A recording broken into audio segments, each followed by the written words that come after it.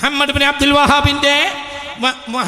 അബ്ദുൽ വഹാബ് സ്വന്തം നാട്ടിൽ നിന്ന് പുറത്താക്കപ്പെട്ടു. വേറെ നാട്ടിൽ പോയി അവിടുന്ന് പുറത്താക്കപ്പെട്ടു. ഉനൈസയിൽ നിന്ന് പുറത്താക്കപ്പെട്ടു. ഹുറൈമലയിൽ നിന്ന് പുറത്താക്കപ്പെട്ടു. അങ്ങനെ അദ്ദേഹം ദിർഇയയിലെത്തി. അന്ന് ദിർഇയയിൽ ഭരണം നടത്തുന്ന രാജാവാണ് മുഹമ്മദ് ബിൻ സഊദ്. മനസ്സിലായില്ലേ? അവിടെ എത്തി. ശ്രദ്ധിക്കണം. മുഹമ്മദ് ബിൻ സഊദിന്റെ നാട്ടിലെത്തി. ആര്? മുഹമ്മദ് ബിൻ അബ്ദുൽ വഹാബ് തെണ്ടി തിരിഞ്ഞെത്തി. എല്ലാരും പുറത്താക്കി. എന്തുകൊണ്ട്? ഹജാദി കയ്യിലിരിപ്പാണ്. എല്ലാരും പുറത്താക്കി. അവസാനം ഹുറൈമലയിൽ നിന്ന് പുറത്താക്കിയപ്പോൾ രാജാവ് പറഞ്ഞു, നിങ്ങളവിടെ നിർത്തിയാൽ രാജാവിന്റെ പെങ്ങളെ കെട്ടിയിരുന്നു മുഹമ്മദ് അബ്ദുൽ വഹാബ്. അപ്പൊ വീട്ടുപുതിയപ്പോഴാണ് ഇങ്ങോട്ട് പുറത്താക്കി. എന്തുകൊണ്ട്? തൊട്ടടുത്ത നാട്ടിലെ രാജാവ് എന്നോട് യുദ്ധം ചെയ്യാൻ തീരുമാനിച്ചിട്ടുണ്ട്. മുഹമ്മദ് അബ്ദുൽ വഹാബിനെ നിങ്ങൾ അഭയം കൊടുത്താൽ ഞങ്ങൾ നിങ്ങളോട് യുദ്ധം ചെയ്യും എന്ന് പറഞ്ഞിട്ടുണ്ട്. ആ രാജാവിനോട് യുദ്ധം ചെയ്യാൻ മാത്രമുള്ള കരുത്ത് എനിക്കില്ല എന്ന് പറഞ്ഞിട്ടാണ് ഹുറൈമയിലെ രാജാവ് അവൻ പുറത്താക്കിയത്. അങ്ങനെ അയാള് തെണ്ടിത്തേരോടി നടന്നു. അവസാനം അയാൾ ദിർഇയയിലെത്തി. ദിർഇയയിൽ അന്നത്തെ രാജാവാണ് ആര്? Muhammad bin Saud. അങ്ങനെ മുഹമ്മദ് ബിൻ സഊദിന്റെ നാട്ടിൽ കൊട്ടാരത്തിന്റെ പരിസരത്ത്, ദിർഇയയിലെ കൊട്ടാരത്തിന്റെ പരിസരത്ത് ഇയാളൊരു വീട്ടിൽ പാർത്തിട്ട് അവിടെ ഒരു ഖുർആൻ ക്ലാസ് തുടങ്ങി. എല്ലാത്തിനും ഖുർആൻ ക്ലാസ് ആണല്ലോ ആദ്യം തുടങ്ങുക. അങ്ങനെ അങ്ങനെ അങ്ങനെ അങ്ങനെ അങ്ങനെ അങ്ങനെ തുടങ്ങും. ഖുർആൻ ക്ലാസ് ആകൃഷ്ടരം. കേരളത്തിലെ അനവധി സുന്നി കുടുംബങ്ങൾ വഹാബികളുടെ തജ്വീദ് ക്ലാസ്സുകളിൽ പങ്കെടുക്കുന്നുണ്ട് എന്ന ഒരു ദുരന്തവും ഞാൻ ഇവിടെ പണ്ഡിതന്മാരെ അറിയിക്കുകയാണ്. നിങ്ങൾ അറിഞ്ഞിട്ടില്ലെങ്കിൽ അറിഞ്ഞോളൂ. ഞാൻ അറിഞ്ഞില്ല എന്ന് പറയാനിരിക്കണ്ട. ഞാൻ ഈ ദിവസങ്ങൾ അറിയിച്ചിട്ടുണ്ട്. അതിൽ ലക്ഷക്കണക്കായ സുന്നി പെൺകുട്ടികൾ അഭയം തേടിയിട്ടുണ്ട്. ആരാ തജ്വീദ് ക്ലാസ് എടുക്കുന്നത്? വഹാബികളായ പെണ്ണുങ്ങൾ. തജ്വീദല്ലേ, ഹർഫിന്റെ മഖ്റജ് പഠിക്കല്ലേ, ഓത്ത് പഠിക്കല്ലേ. വാട്സപ്പിലാണ്, നമ്മളെ പരയിലാണ്. ഇടക്കിടക്ക് നസീഹത്ത് ക്ലാസും. 6 മാസത്തെ കോഴ്സ്, 8 മാസത്തെ കോഴ്സ് കഴിയുമ്പോഴത്തിന് മലബാറിലും മലപ്പുറത്തും കോഴിക്കോട്ടും ഉള്ള 10,000-കണക്കായ മുസ്ലിം പെണ്ണുങ്ങൾ വഹാബിയാകും എന്ന് ബഹുമാനപ്പെട്ട ഉലമാക്കളെ വിനയത്തോടെ ഞാൻ അറിയിക്കുന്നു. നിങ്ങളിപ്പോൾ അതത്ര അപകടമല്ല എന്നല്ല ഇപ്പൊ വിചാരിച്ചേ തൊള്ളിടാൻ ഒരുങ്ങി നിൽക്കുന്ന ഈ സാധനത്തെ ഞാൻ അറിയിക്കുകയാണ്. നിങ്ങൾ പൊരിലെത്തുമ്പോൾ ഒരു പെണ്ണ് വഹാബിയായിട്ടുണ്ടോ? ഞങ്ങൾ അറിയിക്കുന്നു. എൻ്റെ ബാധ്യത. എനിക്കിങ്ങനെ പല റിപ്പോർട്ടും കിട്ടും. ഞാൻ അകത്തെ റിപ്പോർട്ടാ പലപ്പോഴും ശേഖരിക്കുക. എന്താ ഉള്ളിൽ നടക്കണത്. ഏതായാലും മുഹമ്മദ് ബിൻ അബ്ദുൽ വഹാബ് ദിർഇയയിൽ പോയിട്ട് ഒരു ഖുർആൻ ക്ലാസ് തുടങ്ങി. ആ ഖുർആൻ ക്ലാസ്സിലേക്ക് എങ്ങനെ മെല്ലെ മെല്ലെ കേട്ടറിഞ്ഞപ്പോൾ മുഹമ്മദ് ബിൻ സഊദിന്റെ ഭാര്യ വന്നു.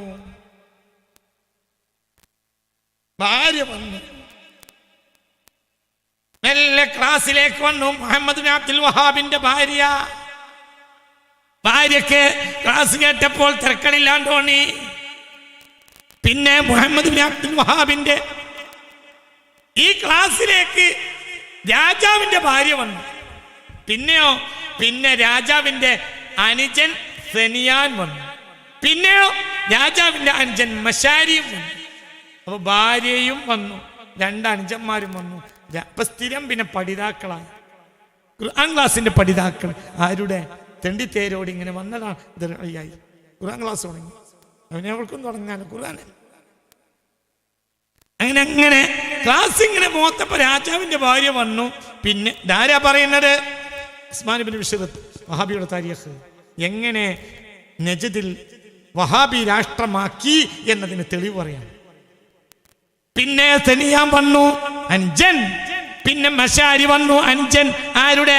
മുഹമ്മദ് ബിൻ സഊദിന്റെ. അവരെല്ലാം വന്ന് ക്ലാസ്സൊക്കെ കേട്ട് ഒരു ദിവസം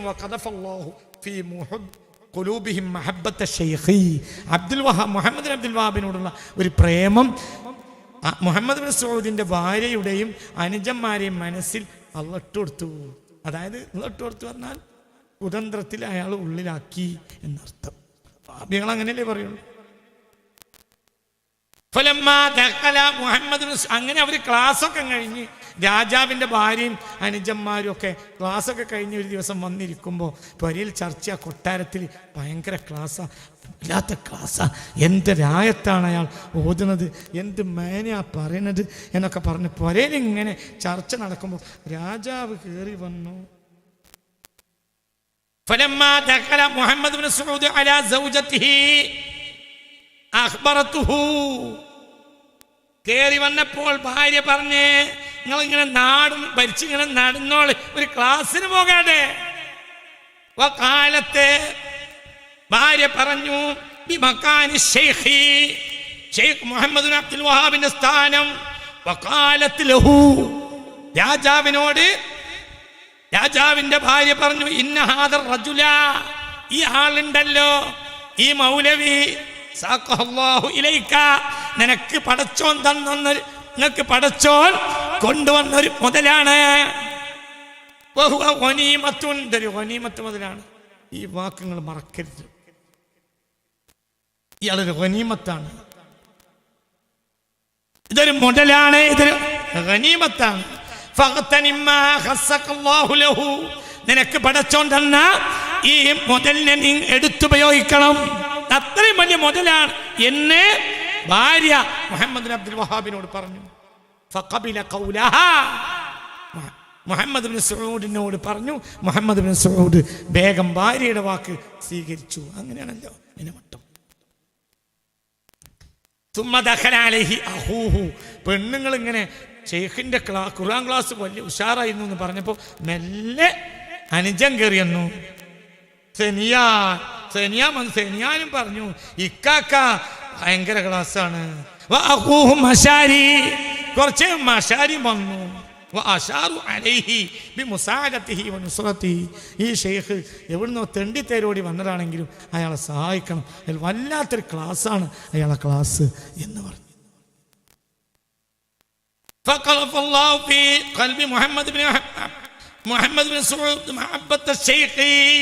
അപ്പോൾ കേട്ടപ്പോ മുഹമ്മദ് ബിൻ സഊദിനും തോന്നി തിരക്കടില്ല ഷെയ്ഖ്. അപ്പോൾ അപ്പൊ ഷെയ്ഖിനോട് വരാൻ പറയ് എന്ന് പറയാൻ ആളെ പറഞ്ഞേക്കാൻ ഒരുങ്ങി. ഞാൻ ഷെയ്ഖിനോട് കൊട്ടാരത്തിലൊന്ന് വരാൻ പറയ് എന്ന് പറഞ്ഞ് ആളെ അയക്കാൻ ഒരുങ്ങിയപ്പോ ഫഖാലു, ഭാര്യയും അനുജന്മാര് പറഞ്ഞു, അങ്ങനെ അയാളുടെ അടുത്തേക്ക് പറഞ്ഞേക്കാൻ പാടില്ല. ലൗ തയസ്സറ ബിരിജ്ലിക, നിങ്ങളെ കാലിന് കുഴപ്പമൊന്നുമില്ലല്ലോ, നിങ്ങളൊന്ന് അങ്ങോട്ട് പോയി നോക്കി, അത്രയും വലിയ ആളാണ്. കൊട്ടാരത്തിലേക്ക് വിളിപ്പിക്കണ്ട, അങ്ങോട്ട് പോ. അങ്ങനെ ഭാര്യയുടെയും അനുജന്മാരെയും ശ്രമകരമായ പ്രേരണ കാരണം രാജാവ് മുഹമ്മദ് ബിൻ സഊദ് നേരെ ഷെയ്ഖിനെ മുഹമ്മദ് ബിൻ അബ്ദുൽ വഹാബിനെ അയാൾ ഉള്ള വീട്ടിൽ പോയി കാണാൻ തീരുമാനിച്ചു. അയാൾ ഏതോ വീട്ടിൽ തൽക്കാലം പാർക്കാണ്, മറ്റു നാട്ടിൽ നിന്നൊക്കെ പുറത്താക്കിയത്.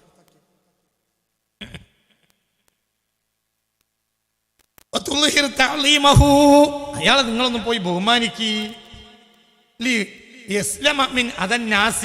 നിങ്ങൾ അയാളെന്ന് ബഹുമാനിച്ചാൽ ജനങ്ങളെ ബുദ്ധിമുട്ടുന്ന അയാൾ രക്ഷപ്പെടും. അപ്പൊ ഒരു കാര്യം മനസ്സിലാക്കി, അക്കാലത്തുള്ള ജനങ്ങൾ അവിടെയും അയാളെ ബുദ്ധിമുട്ടിച്ചിട്ടുണ്ടാവും. കാരണം എന്തുകൊണ്ട് ആ ജാതി ഉള്ളിലിരിപ്പല്ലേ. അതുകൊണ്ട് നിങ്ങളൊന്ന് പോയി രാജാവായ നിങ്ങൾ അയാളെ ബഹുമാനിച്ചാൽ ജനങ്ങൾക്ക് നിങ്ങൾ അയാൾ നിങ്ങളുടെ അടുക്കൽ ഒരു ബഹുമാനിയാണെന്ന് അവർക്ക് മനസ്സിലാവും, ജനങ്ങൾക്ക് മനസ്സിലാവും. അപ്പോൾ അയാൾക്കത് നേട്ടമാകും. ഫസാറ ഇലൈഹി മുഹമ്മദ് ബിൻ സഊദ്, അങ്ങനെ രാജാവ് തന്നെ അയാൾ താമസിക്കുന്ന, ഒളിച്ചു താമസിക്കുന്ന, അയാൾ ഖുർആൻ ക്ലാസ് നടത്തുന്ന വീട്ടിലേക്ക് നേരിട്ട് പോകാൻ തയ്യാറായി പോയി. സുവൈലിമിന്റെ വീട്ടിലാണ് താമസിച്ചിരുന്നത്. അവിടെ പോയി ഫർഹബ ബിഹി, അഭിവാദ്യ വാക്കുകളൊക്കെ പറഞ്ഞു. രാജാവ് പറഞ്ഞ്, അബ്ശിർ ബിബിലാദി ഖൈരിൻ മിൻ ബിലാദിക്, നിങ്ങളുടെ നാട്ടിനേക്കാൾ നല്ല നാടാണ്, സന്തോഷഭരിതനാകും എന്ന് രാജാവ് പറഞ്ഞു ഷെയ്ഖിനോട്. നിങ്ങൾക്ക് ഇവിടെ ഒരു പ്രശ്നം ഉണ്ടാവില്ല. യോഗ്യനായി എല്ലാവിധ പ്രതിരോധ സൗകര്യവും ഞാൻ ചെയ്തു തരും. നിങ്ങൾ വളരെ ഭാഗ്യവാനാണ്. നിങ്ങൾ ഈ നാട്ടിൽ നല്ല നാടാണ്. ഈ നാടിൽ നിങ്ങൾക്ക് എല്ലാവിധ സഹായവും സൗകര്യവും കിട്ടും എന്ന് പറഞ്ഞു. ആരും നിങ്ങളെ ഉപദ്രവിക്കുക. ഇത് കേട്ടപ്പോൾ ഷെയ്ഖ് പറഞ്ഞു,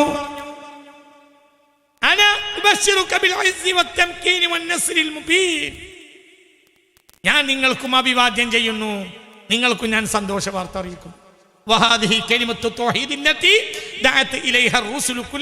മുർസലീങ്ങളൊക്കെ ക്ഷണിച്ച അതേ മാർഗത്തിലേക്ക് തന്നെയാണ് ഞാനും ക്ഷണിക്കുന്നത്. നിങ്ങൾ ഇനി ശ്രദ്ധിക്കണം കേട്ടോ, ഇനി പറയണ വാക്ക് ഇനി ശ്രദ്ധിക്കണം, പറയണ വാക്ക്. ആദ്യമായി ഷെയ്ഖും രാജാവും കാണുക. അപ്പോൾ ഷെയ്ഖ് രാജാവിനോട് പറഞ്ഞു, ഞാൻ പറഞ്ഞ ഭാഷയം വഹാബിസം നീ മുറുകെ പിടിച്ചോ. അങ്ങനെ മുറുകെ പിടിച്ചാൽ വഹാദിഹി കലിമത്തു തൗഹീദില്ലത്തി ദഅത് ഇലൈഹ റസൂലു കുല്ലുഹും ഫമൻ തമസ്സക ബിഹാ. ഞാൻ ഈ പറയുന്ന ആശയം, ഈ വഹാബിയത്ത് നീ മുറുകെ പിടിച്ചാൽ, വ അമില ബിഹ, അതുകൊണ്ട് അമൽ ചെയ്താൽ, വ നസറഹ, അതിനെ നീ സഹായിച്ചാൽ, ആര് സഹായിച്ചാലും, മലക ബിഹ അൽ ബിലാദ വൽ ഇബാദ, രാജ്യങ്ങൾ മുഴുവനും കീഴടക്കാൻ കഴിയും, ജനങ്ങളെയും. സ്വർഗം കിട്ടില്ലെന്നല്ല. അപ്പൊ പോയിന്റ് നമ്പർ മനസ്സിലാക്കണം. മനസ്സിലായോ? അപ്പൊ എന്താണിത്? ഇതൊരു പൊളിറ്റിക്കൽ മൂവ്മെന്റാ. വഹാബിസം ഒരു ആദ്യമായിട്ട് രാജാവിനെ കാണുകയാണ്. ആര്? ഷെയ്ഖ്. എന്താ പറയണത്? ഈ ആശയത്തെ നീ സഹായിച്ചാൽ നിനക്ക് നാടുകൾ പിടിച്ചടക്കാം, ജനങ്ങളെയും പിടിച്ചടക്കാം. മലക ബിഹൽ ബിലാദ വൽ ഇബാദ്, നാടുകളെയും പിടിച്ചടക്കാം, ജനങ്ങളെയും പിടിച്ചടക്കാം. അങ്ങനത്തെ വലിയ ഒരു ആശയമാണിത്.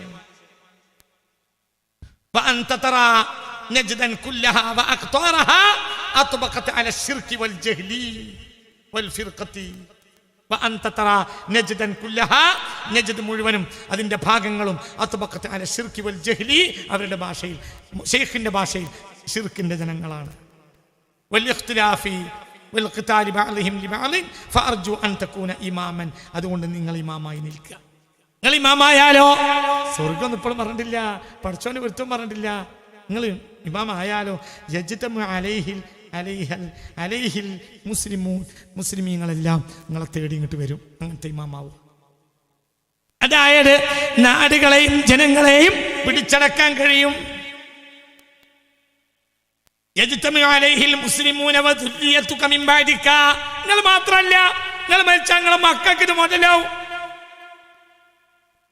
വഹാബിസം ഒരു പൊളിറ്റിക്കൽ മൂവ്മെന്റ് ആണ്. രാഷ്ട്രീയം ഇല്ലാതെ വഹാബിസം നിലനിൽക്കുകയില്ല. അതൊരു പൊളിറ്റിക്കൽ മൂവ്മെന്റ്, അല്ലാതെ സ്വർഗം അവരുടെ ലക്ഷ്യമല്ല. അങ്ങനെ വിശദീകരിച്ച് ശ്രദ്ധിക്കണം. ആരാ പറയുന്നത്? ആരാ പറയുന്നത്? സാക്ഷാൽ വഹാബി ചരിത്രകാരൻ ഉസ്മാൻ ബിൻ ബിശ്ർ ആൽ ഷെയ്ഖ് ഇതിന് സർട്ടിഫിക്കറ്റ് കൊടുത്തിട്ടുണ്ട്. ശരിയായ ചരിത്രമാണ്. فأرجو أن تكون إماما يجتمع عليه المسلمون وذريتك من بعدك وجعل يشرح له الإسلام وشرائعه وما يحل وما يحرم وما عليه النبي صلى الله عليه وسلم وصحبه من الدعوة إلى التوحيد والقيام في نصره والقتال عليه. നിങ്ങൾ ഈ ആശയത്തിൽ നിലകൊള്ളണം. ഇതിന്റെ പേരിൽ നിങ്ങൾ യുദ്ധം ചെയ്യണം. അങ്ങനെ ചെയ്താലോ ഫലമ്മാ ശറഹല്ലാഹു സദ്റ മുഹമ്മദ് ബിൻ സഊദ് ലിദാലിക, ഈ കാര്യം മുഹമ്മദ് ബിൻ അബ്ദുൽ വഹാബിന്റെ താലിയിൽ കയറി. ഇത് റെക്കോർഡില്ലല്ലോ.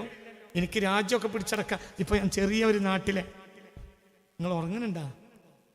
നിങ്ങൾ എന്തത് മനസ്സിലാക്കാത്തത്? ഇതെന്താ സാധനം? ഇപ്പോൾ നിങ്ങളൊരു ചെറിയ നാട്ടിന്റെ രാജാവാണ്. ഈ ആശയം നിങ്ങൾ സ്വീകരിച്ചാൽ വലിയ പ്രദേശങ്ങൾ, രാജ്യങ്ങൾ ജയിച്ചടക്കാം, വലിയ നാടുകളൊക്കെ ജയിച്ചടക്കാം. ഇത് തിരക്കടില്ലല്ലോ എന്ന് രാജാവിന് തോന്നി. فلما شرح الله صدر محمد بن عبد سعود لذلك وتقرر عنده, അയാൾക്ക് ഇത് തിരക്കടില്ലാന്ന് അയാൾ ഉറപ്പിച്ചു. അപ്പോൾ طلب من الشيخ المبايع, എന്നാ നമുക്ക് രണ്ടാക്കും ഒരുങ്ങല്ലേ, ബൈഅത്ത് ചെയ്യല്ലേ അങ്ങോട്ടും ഇങ്ങോട്ടും. ബൈഅത്ത്. എന്തിന്? നിങ്ങൾ ആശയം പറയാ, ഞാൻ യുദ്ധം ചെയ്യും. വഹാബിയായോ എങ്കിൽ രക്ഷപ്പെടുത്തും, ഇല്ലെങ്കിലോ കൊല്ലും. വാളും കൊണ്ട് ഞാനുണ്ട്, നാവും കൊണ്ട് നിങ്ങളുണ്ട്. വയലിനിറങ്ങിയല്ല, വഹാബി വയലിനിറങ്ങിയതല്ല, വഹാബി കൊല്ലാൻ ഇറങ്ങിയതാണ്. ആധുനിക മുസ്ലിം സമുദായത്തിലെ ആദ്യത്തെ ടെററിസ്റ്റ് മുഹമ്മദ് ബിൻ അബ്ദുൽ വഹാബാണ്. പഠിക്കുക സഹോദര, പഠിക്ക. ഇത് ഇയാളെന്ത് മുജദ്ദിദ, ഇയാളെന്ത് നേതാവാ. രാജാവ് കൊല്ലാൻ ഒരുങ്ങിയാൽ പോലും ദീനിന്റെ അടിത്തറ എന്താ? ഇല്ല പറ റഹ്മത്തുൽ ആലമീൻ. നിങ്ങൾ യുദ്ധം ചെയ്യണം. ഞാൻ വഹാബിസം പറയും, അതിനെ സ്വീകരിക്കാത്തവരൊക്കെ നിങ്ങൾ ആരെയൊക്കെ മുസ്ലിമീങ്ങളെ. ജൂതന്മാരുടെ അന്തകൻ അഡോൾഫ് ഹിറ്റ്ലർ ആണെങ്കിൽ മുസ്ലിമിന്റെ അന്തകൻ മുഹമ്മദ് ബിൻ അബ്ദുൽ വഹാബാണ്. 10,000 കൊന്നത്. 10,000 ലക്ഷങ്ങൾ, 10,000 അതിലെത്ര ആലിമീങ്ങൾ, എത്ര സയ്യിദന്മാർ. ലോകത്തെ ഏറ്റവും കൂടുതൽ സയ്യിദന്മാർ കുറഞ്ഞ രാജ്യം സൗദി അറേബ്യ. എന്ത് കൊന്നു, ബാക്കിയുള്ളത് ജീവനും കൊണ്ടോടി. മുസ്തഫ നബിയുടെ പേരക്കുട്ടികൾ ഏറ്റവും കുറഞ്ഞ രാജ്യം സൗദി അറേബ്യയാണ്. എന്നിട്ട് ഇവരെങ്ങൾ തോളിലിടുന്നത് എന്തേ? പഠിക്ക, കുളത്തിലെ തവളയാകല്ലേ, പഠിക്ക. പറയാ ഓരോരുത്തർ, നമുക്ക് എല്ലാരും ആരും വേണ്ട. ഇതിനെയാ എത്ര ആലിമീങ്ങളെയാണ് ഇവർ കൊന്നതെന്ന് കണക്കില്ല. എത്ര സാധക്കളെയാണ് കൊന്നതെന്ന് കണക്കില്ല. എത്ര സയ്യിദന്മാരെയാണ് കൊന്നതെന്ന് കണക്കില്ല. ഇവരോട് നമ്മൾ അല്ലാഹുവിന്റെ കോടതി എന്ത് പറയും? അതെ, ബൈഅത്ത് ചെയ്യാറ്. നിങ്ങൾ ആശയം പറയും, ഞാൻ നാട് പിടിച്ചടക്കും. ഏത്? വഹാബിസം സ്വീകരിച്ചിട്ടുണ്ടെങ്കിൽ കൊല്ലും, പിടിച്ചടക്കും, സ്വത്തും നാടും. മനസ്സിലായോ? ആരാ പറയണേ? അവരെന്നെ, അവര് തന്നെ.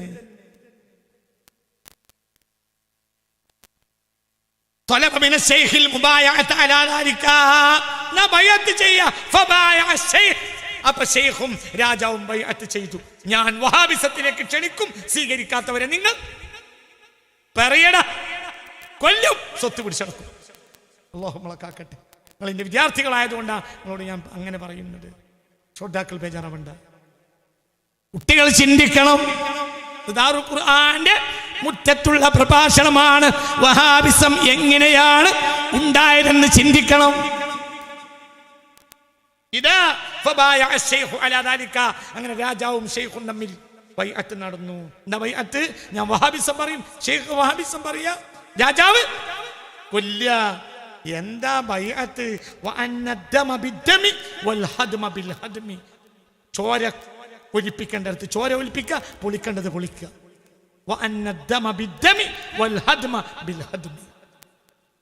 ചോര കുടിക്കേണ്ടടുത്ത് ചോര എടുക്കുക, പൊളിക്കേണ്ടടുത്ത് പറ പൊളിക്കുക. ബൈഅത്ത് നടന്നു. പിന്നെയോ അപ്പൊ രാജാവ് പറഞ്ഞ്, പിന്നെ ഒരു കാര്യം കൂടെ, നിങ്ങൾ കുറച്ചാണ് ഉഷാറായ എന്നെ ഒഴിവാക്കി വേറെ രാജാവിൻ്റെ അടുത്ത് പോകരുത്.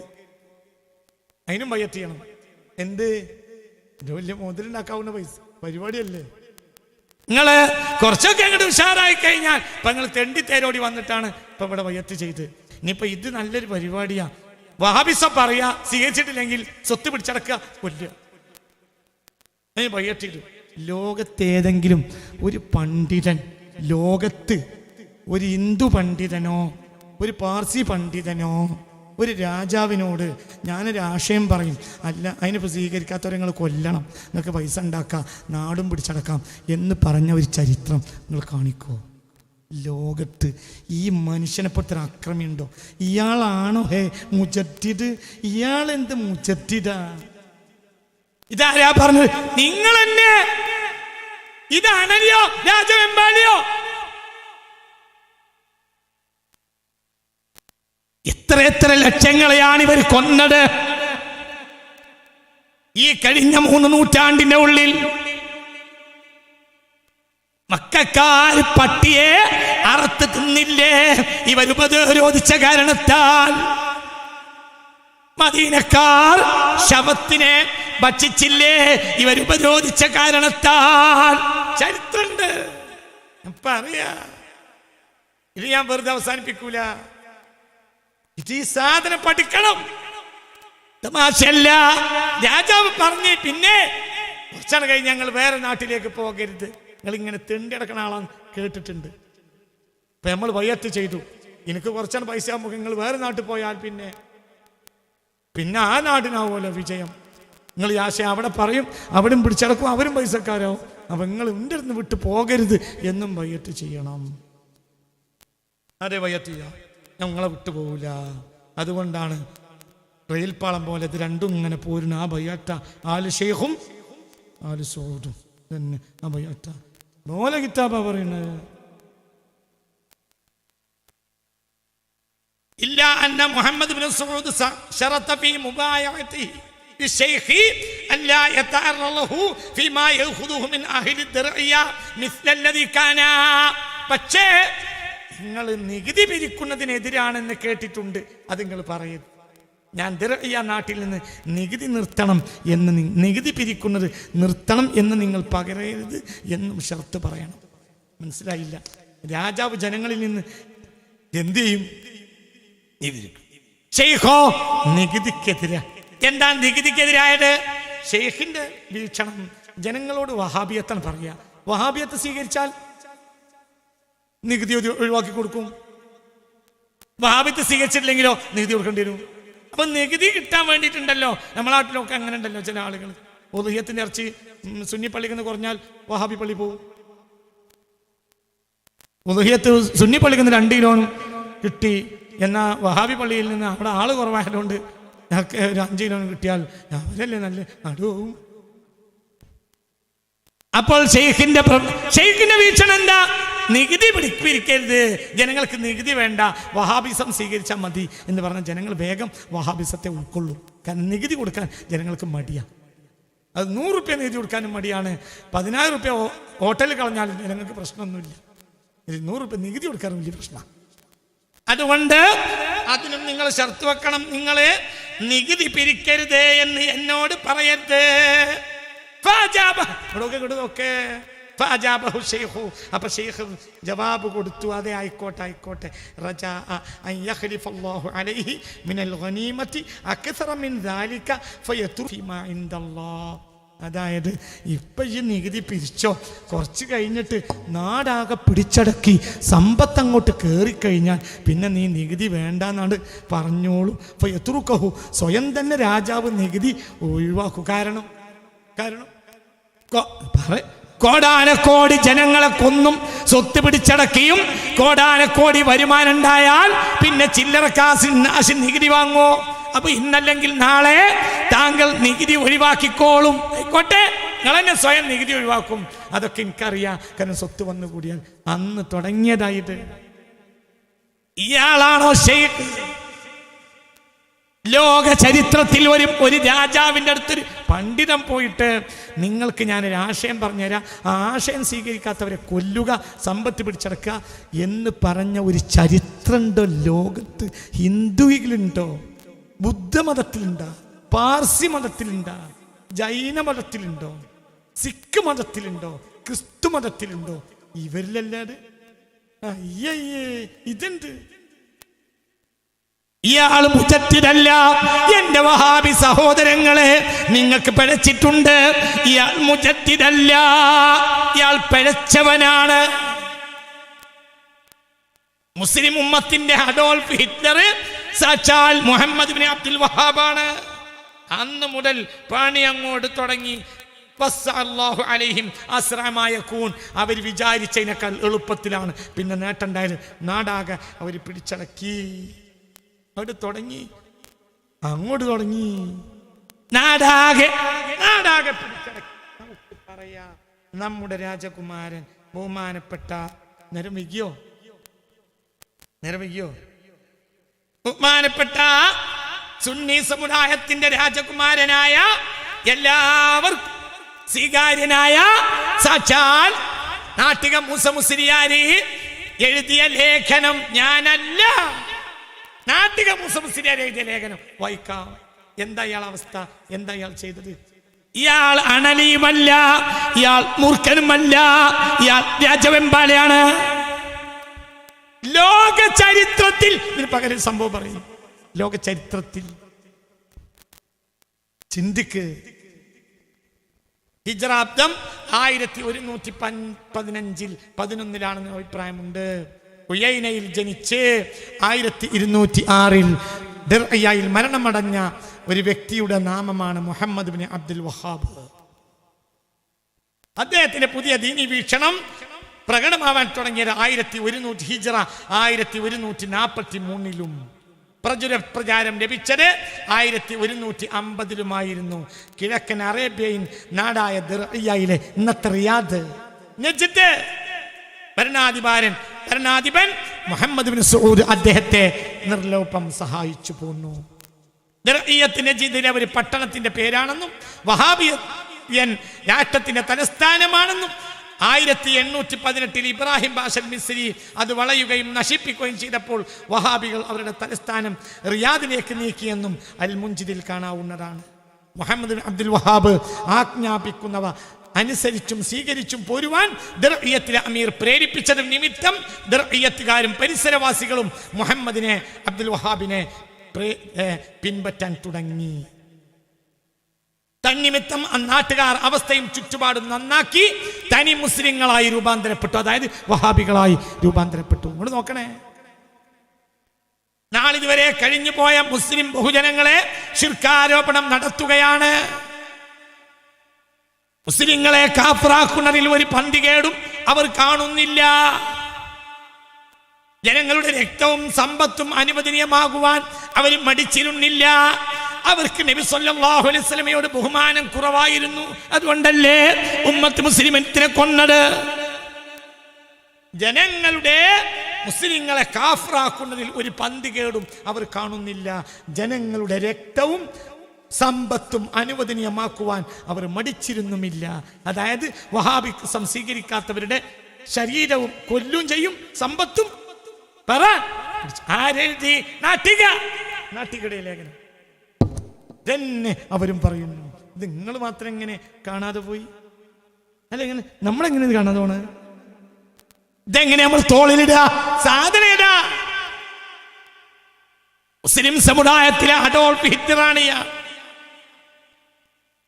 അനുസരണത്താലോ നിർബന്ധിതമായോ തന്റെ പുതിയ മാർഗത്തിൽ എത്തിപ്പെടുന്നവരോട് നീ ഇതുവരെ കാഫിറായിരുന്നുവെന്നും നിന്റെ മരിച്ച മാതാപിതാക്കൾ കാഫിറായി മരിച്ചുപോയവരാണെന്നും കഴിഞ്ഞുപോയ മഹാപണ്ഡിതന്മാരുടെ പാരിൽ ചിലരുടെ പേരെടുത്ത് അവരെല്ലാം കാഫിറായിരുന്നുവെന്നും നീ സാക്ഷ്യം വഹിച്ച് 2 ഷഹാദത്ത് ആദ്യമായി കൊണ്ടുവരണം എന്നുമായിരുന്നു മുഹമ്മദ് ബിൻ അബ്ദുൽ വഹാബിന്റെ ഉത്തരവ്. വഹാബിയാവണമെങ്കിൽ നിബന്ധന എന്ത് നിബന്ധന?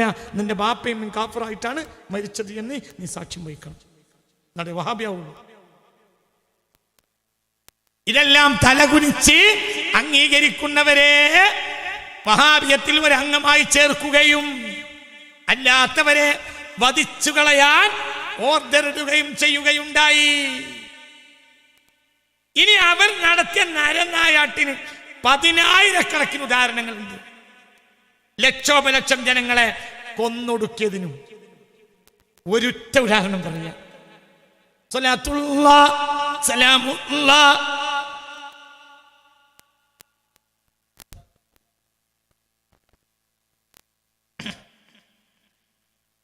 അദ്ദേഹം തന്റെ പുത്തൻ ചിന്താഗതി സ്വീകരിക്കാത്ത നിരവധി പണ്ഡിതന്മാരെയും മുസ്ലിം ബഹുജനങ്ങളെയും വധശിക്ഷയ്ക്ക് വിധേയമാക്കിയിട്ടുണ്ട്, കൊന്നിട്ടുണ്ട്. ആര്? മുഹമ്മദ് ബിൻ അബ്ദുൽ വഹാബും മുഹമ്മദ് ബിൻ സഊദും.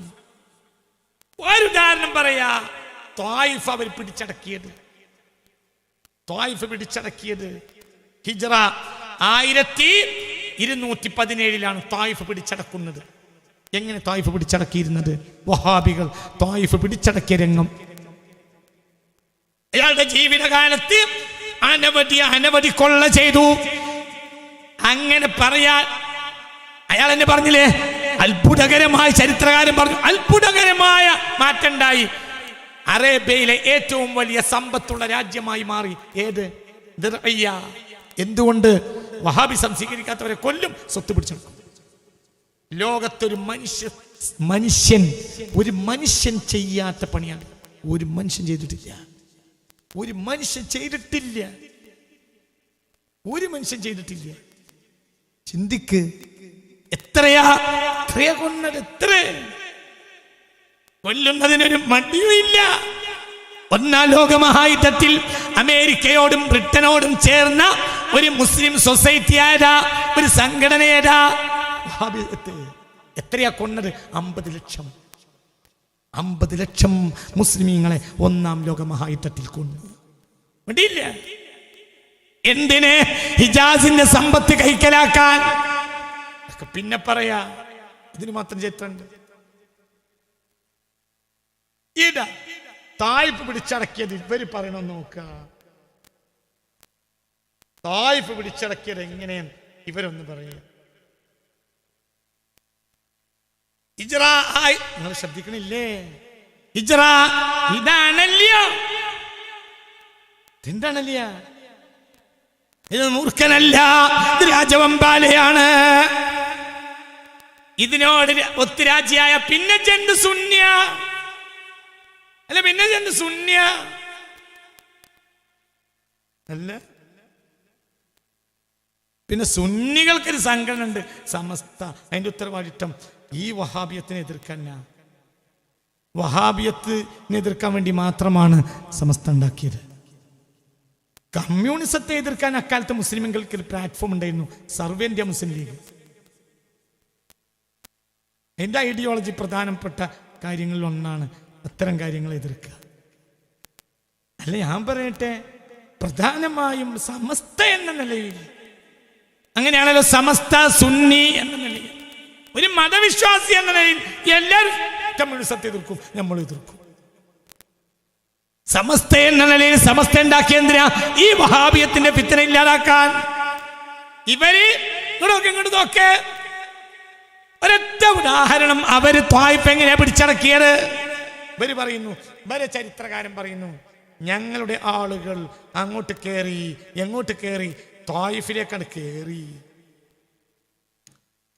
എന്നിട്ടോ അങ്ങോട്ട് കൊന്നു. ത്വായിഫുകാരെ ഞങ്ങൾ കൊന്നു, ഞങ്ങളെ പട്ടാളം, വഹാബി പട്ടാളം കൊന്നു. ഫിലസ്വാക്കി, ചന്തകളിലിട്ടും, വൽബുയൂട്ടി, വീടുകളിലിട്ടും. ചന്തയിലും വീടിലുണ്ടാകണ ആരാ? സിവിലിയന്മാര്, സാധാരണക്കാർ, പട്ടാളല്ല. അത് കൊന്നു. എത്ര കൊന്നു കണക്കില്ല. ആരെ? വഹാബി. ഞങ്ങൾ കൊന്നു, അഭിമാനത്തിൽ എഴുതിക്ക. കൊന്നു. എവിടെ? വഹാബികൾ കൊന്നു. ഫിൽ അസ്വാക്ക്, ചന്തകളിലും, വൽബുയൂട്ടി, വീടുകളിലും ഞങ്ങൾ കൊന്നു. പിന്നെയോ എത്രയോ, അതൊക്കെ അവര് കണക്ക്, ഔദ്യോഗിക കണക്ക്, കൊന്നതിന് കണക്കില്ല എന്ന് ചില ചരിത്രകാരന്മാർ രേഖപ്പെടുത്തിയിട്ടുണ്ട്. ത്വായിഫിന്ന് ഞങ്ങളുടെ പട്ടാളം പിടിച്ചടക്കി. ഇങ്ങോട്ട് നോക്കേ, മിനൽ അംവാലി, സ്വത്തുക്കളിൽ നിന്ന്, അൽ അസ്മാൻ, ബലപിടിപ്പുള്ള സകല സ്വത്തുക്കൾ, വൽ അംതായി, ചരക്കുകൾ, വസ്സിലാഹി, ആയുധങ്ങൾ, വൽ ഖുമാശി, വസ്ത്രങ്ങൾ, വൽ ജവാഹിരി, രത്നങ്ങൾ, വസ്സിലാഹി സമീന, ബലപിടിപ്പുള്ള സാധനങ്ങൾ, മാലാ യുഹീതു ബിഹിൽ ഹസ്റു, ക്ലിപ്തപ്പെടുത്താൻ പോലും കഴിയൂല, വയുദ്രികുൽ അദ്ദു, എണ്ണി തീർക്കാനും കഴിയാത്ത അത്തരം മുതൽ ഞങ്ങൾ ത്വായിഫിൽ നിന്ന് കൊള്ളയടിച്ചു. ആരാ? ഇവരാണല്ല. അതേതാണല്ല? ആരാ? മുസ്ലിമീങ്ങളെ കൊന്നിട്ട് മുസ്ലിമീങ്ങളെ വീട്, അസ്വാക്ക്, ചന്തകളിലും, വൽബുയൂത്തി, വീടുകളിലും ആരാത് ചെയ്തത്? വഹാബി.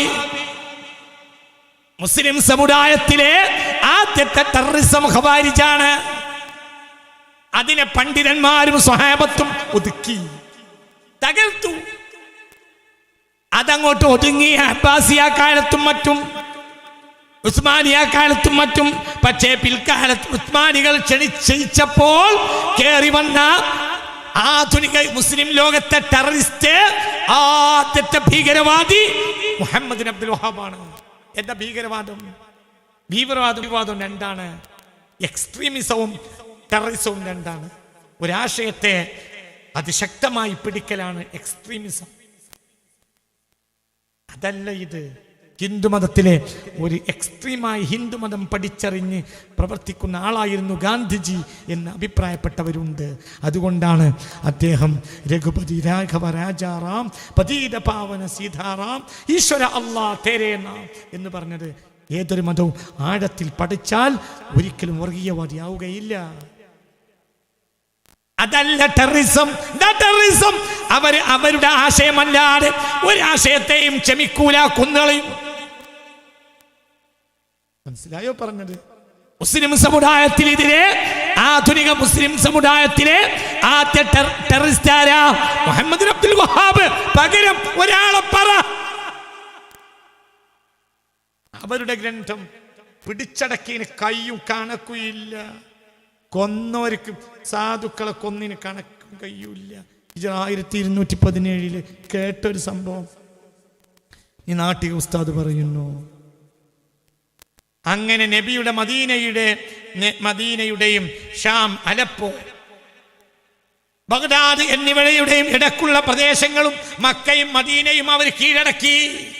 ഹിജ്റ 1220 അപ്പോഴത്തിന് അബ്ദുൽ വഹാബ് മരിച്ചിട്ടുണ്ട്. പക്ഷെ മക്കൾക്കും ഈ പണിയെടുത്ത് പോകാൻ നേരത്തെ ബൈഅത്തുണ്ട്. ഹിജ്റ 1206 മുഹമ്മദ് അബ്ദുൽ വഹാബ് മരിച്ചു. പക്ഷെ പണികൾ നിർത്തിയില്ല. കൊലയായിട്ട് മുന്നോട്ട് പോയി. മക്ക പിടിച്ചടക്കുന്നത് 1220. ത്വായിഫ് 1217. എങ്ങനെയാ പിടിച്ചടക്കിയ ത്വായിഫ്? 1217 ത്വായിഫ് കീഴടക്കുമ്പോൾ കുട്ടികളുടെയും മുതിർന്നവരെയും അവർ കൊന്നൊടുക്കി. കുട്ടികളെയും മുതിർന്നവരെയും വയസ്സന്മാരെയും കുട്ടികളെയും വരെ കൊന്നൊടുക്കി. ആയുസ് ദീർഘമുള്ളവരെ ഒഴികെ അന്ന് രക്ഷപ്പെട്ടിരുന്നില്ല. ഉമ്മയുടെ നെഞ്ചത്ത് വെച്ചായിരുന്നു വഹാബി പ്രകൃതികൾ പിഞ്ചു കിടാങ്ങളെ വെട്ടിമുറിച്ചിരുന്നത്. നാട്ടിക, ഞാനല്ല, അണലിയ. ആരാണ് ചെയ്തത്?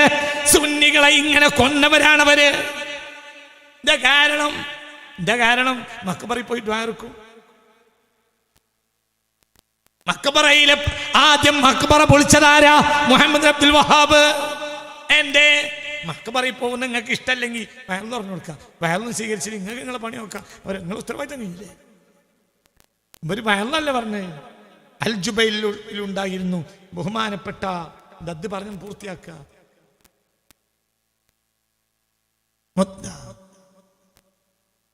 ഉമ്മയുടെ നെഞ്ചത്ത് വെച്ചായിരുന്നു വഹാബികൾ പിഞ്ചു കിടാങ്ങളെ വെട്ടിമുറിച്ചിരുന്നത്.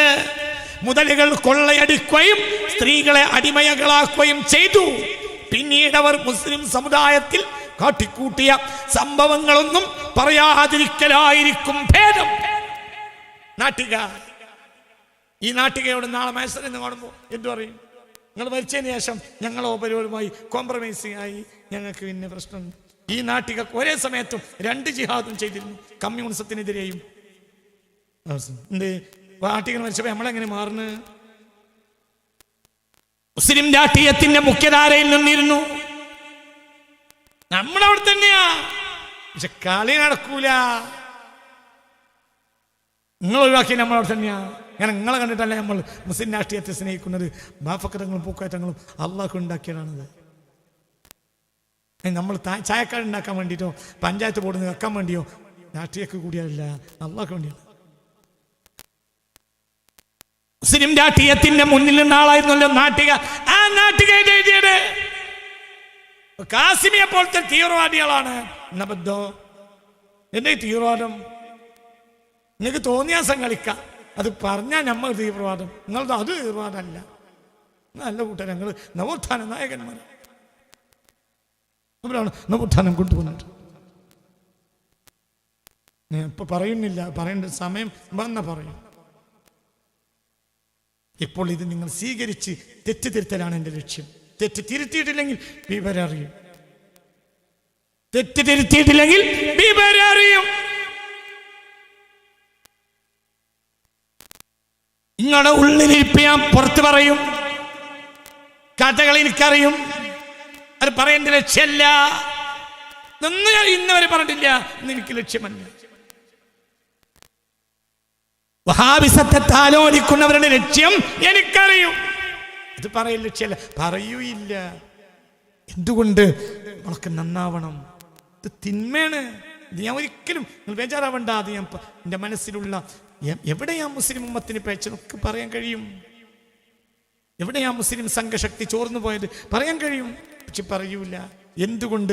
ഇത് വെട്ടിമുറിക്കലല്ല ലക്ഷ്യം, നന്നാക്കിയെടുക്കലാണ്. പക്ഷേ വഹാബിസത്തെ താലോലിക്കരുത്. അവർ കാട്ടിക്കൂട്ടിയ തിന്മകളും ക്രൂരതകളും പറയാ മുസ്ലിം രാഷ്ട്രീയത്തിന്റെ മുന്നിൽ നിന്ന സാക്ഷാൽ നാട്ടിക മുസ്ലിം. അള്ളാഹു ദർജയേറ്റി കൊടുക്കട്ടെ, അള്ളാഹു അവരുടെ ദർജയേറ്റി കൊടുക്കട്ടെ. നമ്മൾ ചിന്തിക്കണം. ഇത് തമാശ പറയുകയല്ല, ഇത് ഞാൻ തമാശ പറയല്ല, ചിന്തിക്കണം. നാട്ടുകാർക്ക് ഒരു മടിയില്ല, ഒരു മടിയും ഇല്ല. ദൈവരെന്നെ പറഞ്ഞ് ഞാൻ വിശദീകരിക്കുന്നില്ല, നിങ്ങൾ ചിന്തിക്കണം. മാനപ്പെട്ട അതുകൊണ്ടാണ് കേട്ടോ, അതുകൊണ്ടാണ് ആ കാലത്ത് ജീവിച്ച മുസ്ലിം ഉമ്മത്തിന്റെ മുഫസ്സിറായിരുന്നു ഇമാം സാവി, ഇമാം ഷെർവാനി. മനസ്സിലായോ പറഞ്ഞത്? ഈ കഴിഞ്ഞ അടുത്ത നൂറ്റാണ്ടുകളിൽ ജീവിച്ച മുസ്ലിം ഉമ്മത്തിന്റെ രാജകുമാരന്മാരായ ആരിഫുകളും സിദ്ദീഖുകളും മായ മുഫസ്സിറുകളായ ആലിമീങ്ങളാണ് ആര്? ഇമാം സാവി തങ്ങളും ഇമാം ഷെർവാനി തങ്ങളും റളിയല്ലാഹു അൻഹുമാ. കേട്ടോ, എന്താണ് ഇമാം സാവി തങ്ങൾ ഇവരെ പറ്റി എഴുതിയത്? കേട്ടോ, പരിശുദ്ധ ഖുർആനിലെ തഹരീഫ്, പരിശുദ്ധ ഖുർആനിലെ ആശയങ്ങളെ നശിപ്പിക്കുന്ന പാർട്ടികളെ പറ്റി പറഞ്ഞിട്ട് ആയത്ത് വിശദീകരിച്ചുകൊണ്ട് പറയുന്നു. ഖവാരിജികളെ പറ്റി ഇറങ്ങിയ ആയത്താണ്. അല്ലദീന യുഹരിഫൂന തഅ്വീലൽ കിതാബി വസ്സുന്ന. ഖുർആനും ഹദീസും ദുർവ്യാഖ്യാനം ചെയ്യുന്ന ഖവാരിജിനെ പറ്റി ഇറങ്ങിയ ആയത്താണിത്. ഇങ്ങോട്ട് നോക്ക്. ഖവാരിജികൾ ഹലാലാക്കും ബിദാലിക, ഖുർആൻ ഓതിയിട്ട് ദിമാ അൽ മുസ്ലിമീന, മുസ്ലിമീങ്ങളെ രക്തത്തെയും വഅംവാലഹും, ധനത്തെയും. മനസ്സിലായില്ല? ആദ്യകാലത്ത് ഖവാരിജ് എന്ത് ചെയ്തിരുന്നു? ഞാൻ പറഞ്ഞില്ലേ, ആദ്യത്തെ ടെററിസ്റ്റ് കക്ഷി ആരാണ്? ആരാ ആദ്യ ടെററിസ്റ്റ് കക്ഷി? ഖവാരിജ്. രണ്ടാമത്തേത് വഹാബിയത്ത്. ഇനി ഖിയാമത്ത് നാൾ വരെ വഹാബികളായിരിക്കും. വഹാബിയത്ത് തുടച്ചു നീക്കാതെ ഇസ്ലാമിക ടെററിസം തകർക്കാൻ കഴിയില്ല, ഒരിക്കലും കഴിയില്ല. തന്നെ വഹാബികൾ തന്നെയാ സലഫികൾ. സലഫും സലഫിയും വ്യത്യാസമുണ്ട്. സലഫും സലഫിയും വ്യത്യാസമുണ്ട്. എന്താ സലഫ്? ഇസ്ലാമിലെ ആദ്യ നൂറ്റാണ്ട് കാലക്കാരായ സാലിഹീങ്ങൾക്ക് പറയുന്ന പേരാണ് എന്ത്? സലഫ്. സലഫ് സാലിഹീങ്ങൾ. ഒന്ന് ഖൈറുൽ ഖുറൂനി ഖർനി സുമ്മല്ലദീന യലൂനഹും സുമ്മല്ലദീന യലൂനഹും. ആദ്യത്തെ ഏറ്റവും നല്ല നൂറ്റാണ്ട് എൻ്റേത്, പിന്നെ അതിനടുത്തത്, പിന്നെ അതിനടുത്തത്. മനസ്സിലായില്ലേ? അപ്പോൾ ഇസ്ലാമിൽ ആദ്യത്തെ 3 നൂറ്റാണ്ടുകൾക്ക് വരുന്ന പേര്, അടുത്ത അക്കാലത്തെ നല്ലവർക്ക് പറയുന്ന പേരാണ് എന്ത്? സലഫ് സാലിഹീങ്ങൾ. സലഫിയോ വഹാബികൾ എന്ന് പറഞ്ഞപ്പോൾ ഇവർ ഈ ചോര കുടിക്കുകയും സമ്പത്ത് കൊള്ളയടിക്കുകയും ചെയ്തപ്പോൾ ജനങ്ങൾക്ക് പൊതുവേ പിൽക്കാലത്ത് ഇവരെ പറ്റി പേടിയും ഒരു ഈർഷ്യതയുമായി. അപ്പോൾ ഇവർ പേരൊന്നും മാറ്റി എന്ത്? സലഫി. ഞങ്ങൾ സലഫിലേക്ക് ചേരാൻ പോകുന്ന ആളുകളാണ്. മനസ്സിലായില്ലേ? അങ്ങനെ കായംകുളം കൊച്ചുണ്ണിന്റെ നാട്ടുകാരനായ ഒരാള് നമ്മളെ കൂടെ ബസ്സിലിരുന്ന് നമ്മളിങ്ങനെ ഇങ്ങനെ അല്പാൽപ്പം ഇങ്ങനെ ഉറങ്ങി പോവുക. മഫൂസിൽ ബസ് സ്റ്റാൻഡിൽ നിന്ന് വണ്ടി എടുത്ത് ഇങ്ങനെ ഇപ്പോൾ ഒരാൾ എടുത്ത് നമ്മളൊക്കെ ഉറങ്ങുന്നുണ്ട്. ചീസയിലാണെങ്കിലോ കറണ്ട് ബില്ല് അടിക്കാനുള്ള പൈസയുണ്ട്. അങ്ങനെ പാകതേ ഉള്ളൂ. ഈ കൊറോണ കാലല്ലേ, പൈസയൊന്നും ഇല്ല. അങ്ങനെ അപ്പോൾ അയാള് കണ്ണെങ്ങനെയാന്ന് പറഞ്ഞപ്പോൾ നമ്മൾ ചോദിച്ചു, ഞങ്ങളെവിടെ? നല്ല ആളാണെങ്കിൽ വേഗം അയാൾ പറയും ഞാൻ കാങ്കോളത്താണ്. അപ്പം നമ്മൾ ശ്രദ്ധിക്കും ചെയ്യും. എന്ത് പോക്കറ്റ് നോക്കും. കാങ്കോളത്താണ് എന്ന് പറഞ്ഞാൽ നമ്മൾ പോക്കറ്റ് നോക്കും. എന്തുകൊണ്ട്? അവിടെ കൊച്ചുണ്ണി എന്നൊരാൾ പണ്ട് ഉണ്ടായിരുന്നല്ലോ, നമ്മൾ പോക്കറ്റ് അടിച്ചാലോ. അതേ സമയത്ത് പോക്കറ്റ് അടിക്കാരനാണെങ്കിൽ എന്താ പറയാ? ഞാൻ ആ ഭീമാപ്പള്ളിക്കൊക്കെ ഏകദേശം അടുത്തൊരു നാട്ടിലാണ്. ഭീമാപ്പള്ളി എന്ന് പറഞ്ഞാൽ പിന്നെ നമ്മൾ ഇരുന്നുറങ്ങും.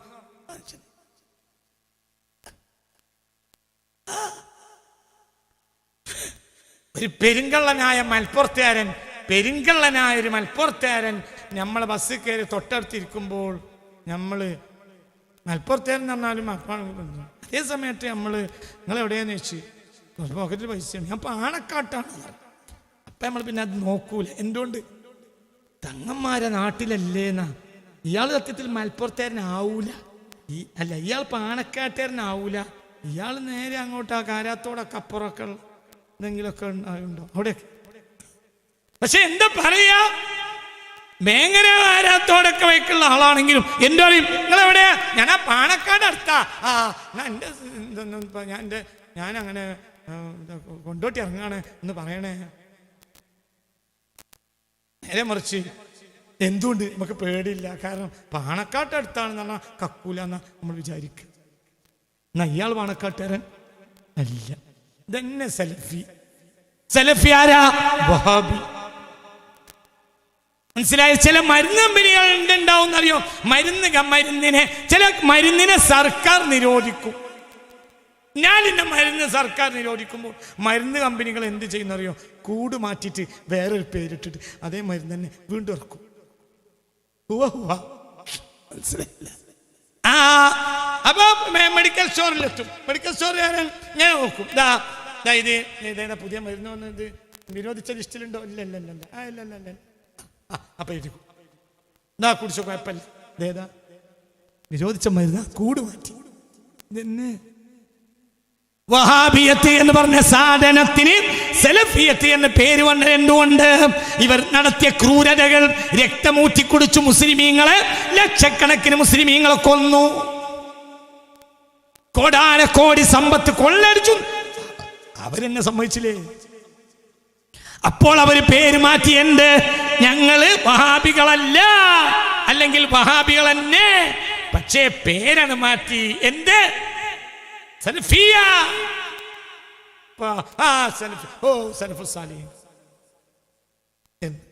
ജനങ്ങളോട് പോയി ഇതന്നെ. ബഹുമാനപ്പെട്ട ഇമാം സാബിത്ത് എങ്ങോട്ടൊക്കെ ഉപജനീയമാക്കും, എടുക്കും, കൊല്ലും, വാമ്പാലും സ്വത്ത് പിടിച്ചടക്കും. ഇപ്പോൾ കണ്ടുവരുന്നുണ്ട്. പോലെ ഒരു സംഘത്തിൽ ഇന്ന് കാണുന്നുണ്ട്.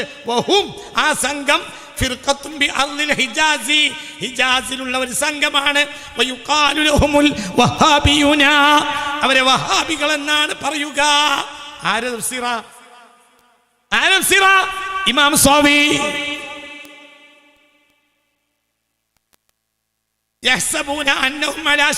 അവർ വലിയ ആളുകളാണ് അവർ വിചാരിച്ചത്.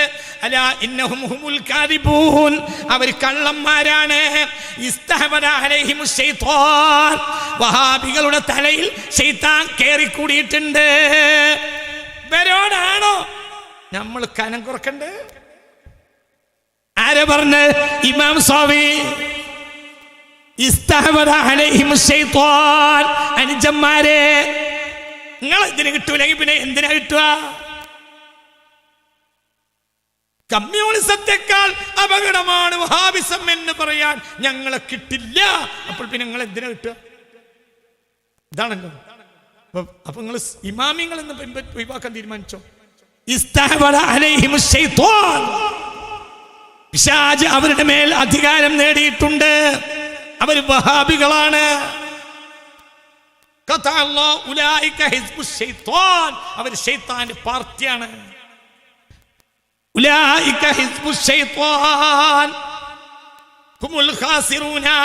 അവർ അന്ത്യനാളിൽ പരാജിതരാണ്.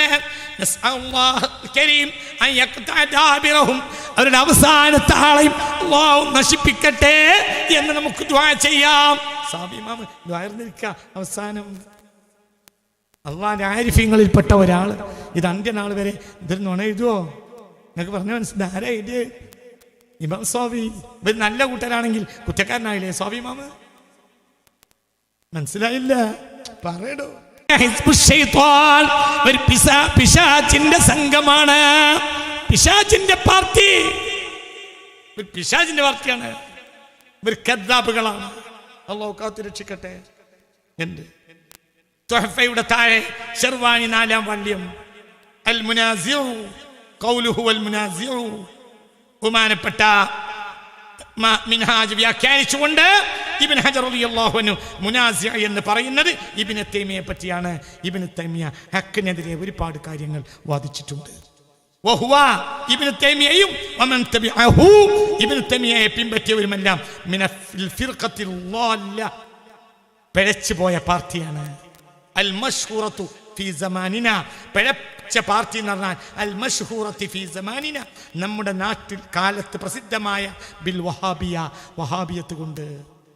അന്ന് ഇബ്നു തൈമിയാണെങ്കിൽ ഇന്ന് അവരാരാ പറേ? വഹാബികളാണ്. അല്ലാഹു അവരെ നിന്ദിക്കട്ടെ, അല്ലെങ്കിൽ അല്ലാഹു അവരെ നിന്ദിച്ചിരിക്കുന്നു. ആര്? ഇമാം ശർവാനി. ഇവരൊക്കെ തള്ളാൻ തീരുമാനിച്ചോ സുന്നികള്? പിന്നെ ആരെ സ്വീകരിക്കണേ? മുഹമ്മദ് അബ്ദുനെ, റഷീദുൽ അല്ലല്ല. നമ്മളെ ഇമാമിങ്ങളൊക്കെ നമ്മൾ ഒഴിവാക്കിയ പിന്നെ എടുക്കാൻ ഒരാൾ വേണമല്ലോ. പിന്നാരെ ഇനിയിപ്പോ പുതിയ ഇമാമാരാ? മൗദൂദിയാ പുതിയ ഇമാമാരാ? അമ്മാ റഷീദുൻ ദുൽ മനാരി ഫഇന്നഹു അഖല്ലുഹും ഇൽമൻ വഅക്തറുഹും ശർറാ. റഷീദുൽ മറ്റൊരു വഹാബിയ, അയാൾ തഫ്സീർ ഇറങ്ങിയപ്പോൾ അക്കാലത്ത് ആലിമീങ്ങൾ ഉണ്ടാക്കിയ പാട്ടാ, ബൈത്താ. അമ്മാ റഷീദുൻ ദുൽ മനാരി ഫഇന്നഹു അഖല്ലുഹും ഇൽമാ വഅക്തറുഹും ശർറാ. റസൂലിനൊക്കെ വിവരം കുറവാണ്, ഷർറ് കൂടുതലാണ്. അല്ലാഹു കാത്തിരക്ഷിക്കട്ടെ. ഇവരെയൊക്കെ ഒഴിവാക്കിയ പിന്നപ്പ ആരെടുത്താൽ നമ്മൾ പോവുക? ആരെ സ്വീകരിക്കുക? ചിന്തിക്കണം. ഇത് പെട്ടെന്ന് അവസാനിപ്പിക്കുള്ള ശേഷം ഒരല്പം നേരം കൂടി പറയാൻ ബുദ്ധിമുട്ടുണ്ടാ? ചിന്തിക്കണം. നമ്മൾ എന്താണ് ലോകത്തെ ഇസ്ലാം മതത്തിലെ രണ്ടാമത്തെ ടെററിസ്റ്റ് ആണ്? ആര്? മുഹമ്മദ് വഹാബ്. കണ്ടു. ഇനി എന്താണ് വഹാബിസം ഈ കഴിഞ്ഞ 3 നൂറ്റാണ്ടുകളിൽ ചെയ്തത് എന്നൊന്ന് പരിശോധിക്കണം. എന്താ? പ്രത്യേകിച്ചും 1-ാം ലോക മഹായുദ്ധം കഴിഞ്ഞപ്പോൾ മക്കയും മദീനയും പിടിച്ചടക്കി. അതിനുവേണ്ടി ഫലസ്തീനെ ജൂതന്മാർക്ക് കൊടുത്തു. ആര്? വഹാബികൾ. തുളുമ്പണ്ട, പറഞ്ഞുതരാം. പഠിച്ചിട്ട് തഹസീലാകാതെ ഞാൻ ഈ വിഷയം പറയുന്നില്ല. എനിക്കിത് എവിടുന്ന് കിട്ടും? ഞാൻ അത്ര ഈ വിഷയം പഠിച്ചിട്ടുണ്ട്. അവരുടെ ഗ്രന്ഥം 100 കണക്കിന് എന്റെ കൈവശമുണ്ട്. വെറുതെ പറയല്ല. ജനങ്ങളെ വഹാബിയത്ത് ഉപേക്ഷിക്കണം. മുഹമ്മദ് ബിൻ അബ്ദുൽ വഹാബ് ഇങ്ങനെയുള്ള ഒരു മനുഷ്യനെ എങ്ങനെ സ്വീകരിക്കും? എടവണ്ണയിലും പുളിക്കലും അരീക്കോടും കോഴിക്കോട്ടുമുള്ള വഹാബി കുട്ടികൾ ഗൗരവമായി ചിന്തിക്കണം. നിങ്ങളെ ഉസ്താദുമാര് പറഞ്ഞു തരില്ല ഇതൊന്നും. പക്ഷേ നിങ്ങൾക്ക് ബുദ്ധിയില്ലേ? നിങ്ങൾ ചിന്തിക്കുന്നില്ലേ? അല്ലാഹുവിന്റെ ആരിഫീങ്ങൾ വരെ ഇത് പറഞ്ഞില്ലേ എന്നല്ല, നിങ്ങളുടെ കിതാബ് വെളിവാക്കിയില്ലേ ഈ ക്രൂരതകൾ? ഇയാളെ മുജദ്ദിദ് എന്ന് പറയാൻ ആണല്ലേ സഹോദര? ഇയാൾ മുജദ്ദിദോ? ഇയാളെങ്ങനെ മുജദ്ദിദാവുക? ഇയാൾ മുജദ്ദിദാണെങ്കിൽ ഹിറ്റ്ലർ മുജദ്ദിദാവുമല്ലോ, മുസോളിനി മുജദ്ദിദാവുമല്ലോ.